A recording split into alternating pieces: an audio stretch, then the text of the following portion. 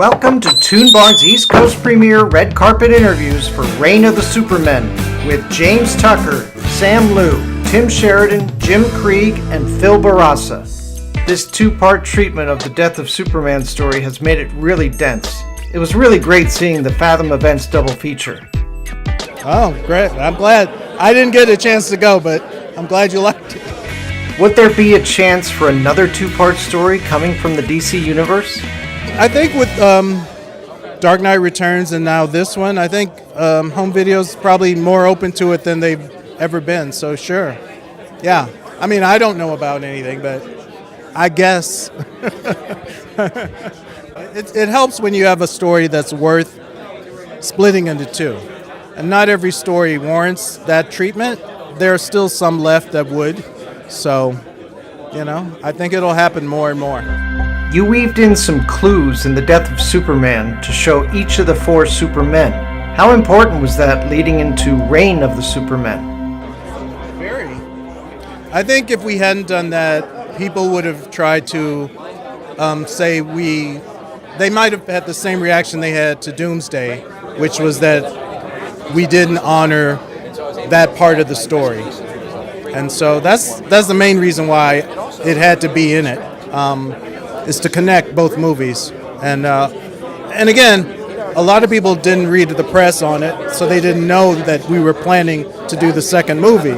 So I felt it was important that we say, here, we are doing this story. The story that you felt you didn't get in the other movie, we're going to do it. And kind of where it fits in, I think it was kind of fortunate for us in a way, because it was like an after credit thing, we could montage it, because it's hard, I think, with stories to develop something in a sort of a natural kind of holistic way and have it just sort of naturally play out. With montages, we can sort of get to the how each of these Supermen are sort of either being created or formed, or how they appear, and get through with sort of that and just get onto the story once we get into Reign of the Superman. Greatest challenge, it all was a great challenge. Telling the story for a third time in 10 years was a huge challenge. Telling the story of this scope, trying to fit as much of the stuff that the fans remembered into the movie,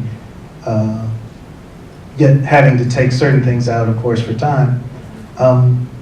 Just so, the only reason we were going back for two movies was to put more of that stuff in. But we still had to make choices about what should go in, what shouldn't. And also to just not repeat ourselves, because again, there had been two versions of this story. And we wanted to make it resonate with people. We wanted to remind people why Superman is cool, why he means so much to our culture and all that, and tell a good story. So yeah, it's always challenging. This in particular was extra hard, and Sam and I were not looking forward to diving into this, but I think once we did, we got really into it, and hopefully you guys enjoyed it, and we pulled out something that neither of the other movies have. So there's so many things about the story. I mean, there's so many there's new characters, there's the plot that we're trying to tell, but then there's the relationships, and there's the motivations, I think, of almost every single character. It deserves moments, and it deserves attention. So it was hard because it was just a lot, and it's a emotional story. There's, I think, multiple themes in this. But I think a lot of times, like when I'm, when I get a script, after working with James and the writers through it, like I try to see sort of like, okay, what's written, and then really kind of what's underneath, what's really happening.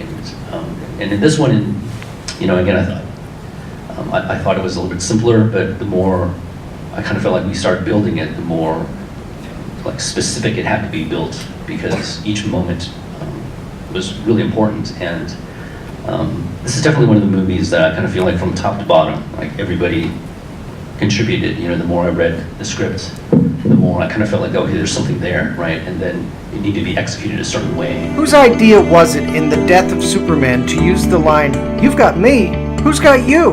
and then flip it around. That is a story, kind of, Tim. Is it? Should I tell that story? I guess. So at one point, Jim, I had done a pass on the scene where Lois is with the Kents, and it's early in the film, and there was no dialogue when I wrote it, and they just hugged her, and Jim said, "Well, Martha needs to say, 'We've got you.'" And and he said it with such conviction and passion that I was like, oh, this is obviously a very personal thing for Jim. Like, this must be something that someone in a time of grief and sorrow for him, they said to him. And he really it was just a joke. The truth is, it was just a reference to and I totally didn't get it for like months. It took me forever. But if, and I can't remember that moment, but so I don't know what my motivation was, but I'm glad that we didn't have her say, "Who's got you?" Right. It would have been too much. I didn't argue it. I was just like, it's going in because Jim, he's working out some kind of demons. We're putting it in. Were there any other Easter egg references that you liked for this film? There are actual Easter eggs sprinkled throughout scenes in the movie. If you find one, you can mail it. No, I'm just kidding. There always are, but some of us, sometimes they come from the writers, and sometimes they come from the board people. Sometimes they come from the character designers. The board people, you mean the storyboard artists? Yes, they're not like not like bored, like the opposite. That's what we're like at the office. They're drawing all We don't want any bored people. How does Eradicator go from being a hologram to a solid being? I need the scientific explanation. I would refer you to the doctor from Voyager. He can explain it to you. That's a Picardo. Robert Picardo with his mobile emitter. Yes, I would say that's it. I don't want to bog you down with the science. I would hate to do that to you. But in all seriousness, we thought about it. We talked about it, and we said, look, if it's good enough for Picardo, if it's good enough for Star Trek, it's good enough for us. Not everybody knows this story. Not everybody grew up reading comic books, so we wanted to kind of create the illusion that maybe, we wanted to create the illusion that it could have been any of them, but especially that it would be Cyborg Superman. And so we wanted to do a kind of poignant scene where well, maybe it's him because he doesn't have all his memories. And so it's a little bit like the Frankenstein movies are, unlike Dracula, you loathe and you fear, but Frankenstein, these villagers are kind of being, kind of rude to him. And that's kind of the feeling we wanted from this. It's like, we have sympathy. Buy into it. Yeah, you want to think just for a second, maybe it is him. And the voice acting in that scene is you really feel, we've had people tweet us and say, I thought maybe for a second it was him, even though I read the original comic. Yeah, and I mean, I think we were trying to do a couple of different things too. Like, it was important to buy that maybe Cyborg Superman is the real deal, and but it was also that's a really important scene for Lois.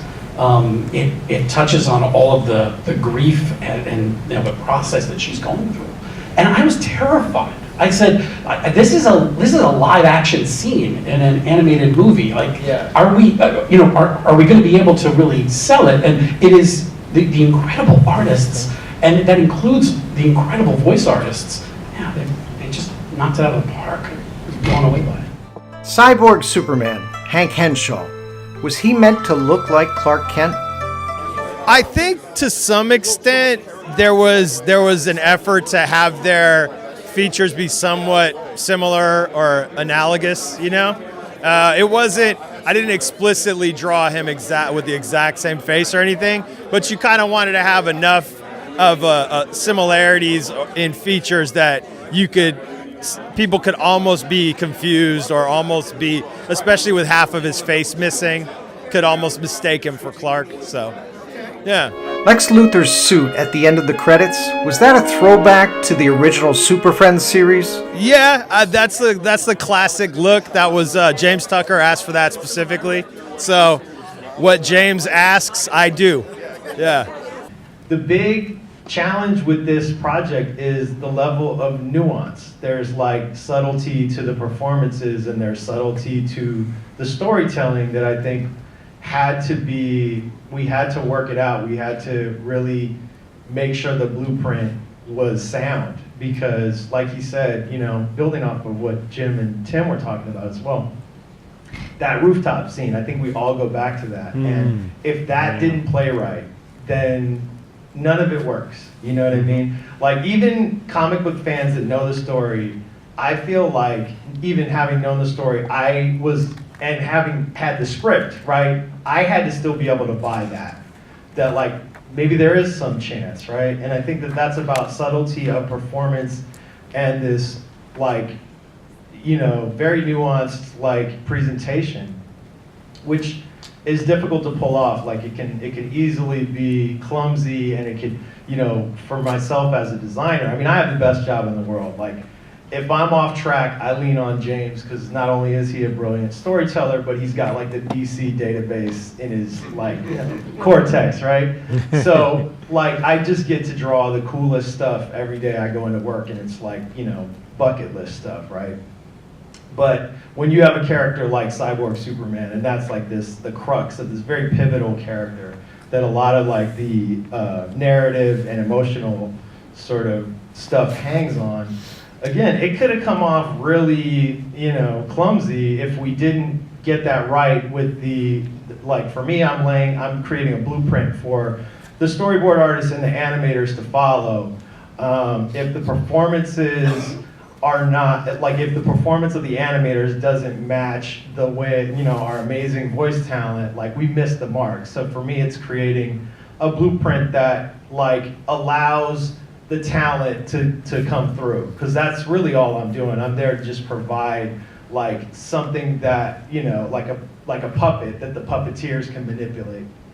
And so that's the challenge from my sort of lane, which is a very, you know, specific lane. And I think it's interesting how all of us kind of gravitate or end up talking about that scene, because I think so much hangs on that. And it is a perfect example, like Sam was saying, of all of these different disciplines coming together to sort of coalesce and create, you know, this illusion. And even if you know the story, like, I know the story, but I bought it. I bought into that moment, and I'm like, you know, this guy's saying all the right things, and I believe it, because the performances, whether it be our great voice cast or the amazing animators, who I have to give it up to, like, 'cause all we're doing is setting it up for them to succeed, but they still have to bring it home.